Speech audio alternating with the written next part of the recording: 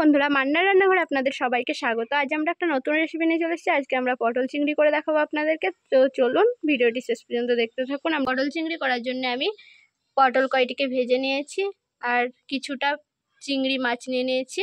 এবার আমি আপনাদেরকে পটল চিংড়িটা করে দেখাবো। কড়াইয়ে আমি তেল দিয়ে দিয়েছি পরিমাণ মতো, সামান্য চিনি দিয়ে দিলাম, 5 ফোড়ন দিয়ে দিলাম, লঙ্কা দিয়ে দিলাম, পেঁয়াজ দিয়ে দিলাম। পেঁয়াজটাকে ভালোভাবে ভেজে নেব কিছুক্ষণ। আমার পেঁয়াজগুলো ভালোভাবে ভাজা হয়ে গেছে। পরিমাণ মতো হলুদ দিয়ে দেবো, ধনে গুঁড়ো দিয়ে দিলাম, সামান্য জিরে গুঁড়ো দিয়ে দিলাম, সামান্য লঙ্কা গুঁড়ো দিয়ে দিলাম। এটাকে ভালোভাবে নেড়ে নিলাম। এবার আমি আদা রসুনের পেস্ট দিয়ে দেব।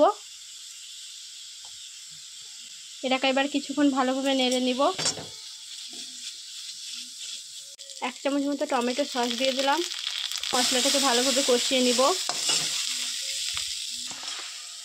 আমার মশলাটা ভালোভাবে কষানো হয়ে গেছে। এবার আমি এতে পটলগুলোকে দিয়ে দেব।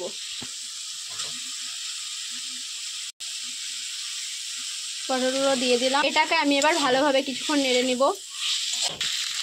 এরপর আমি চিংড়ি মাছগুলোকে দিয়ে দিলাম।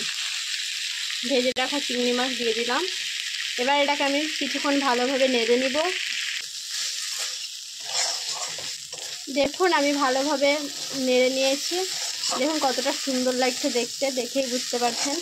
এবার আমি পরিমাণ মতো এতে জল দিয়ে দেব। এবার এটাকে আমি ভালোভাবে ফুটিয়ে নেব কিছুক্ষণ। এবার আমি এটাকে ভালোভাবে নেড়ে নেব। দেখুন আমাদের এটা হয়ে গেছে। এবার এটাকে আমরা নামিয়ে নেব। এটাকে আমরা নামিয়ে নিচ্ছি। আমাদের মান্নার রান্নাঘরের পটল চিংড়ি রেডি। দেখুন কতটা সুন্দর হয়েছে দেখতে। এইভাবে আপনারা বাড়িতে ট্রাই করবেন, খুবই ভালো হয়, খেতেও খুব সুন্দর লাগে।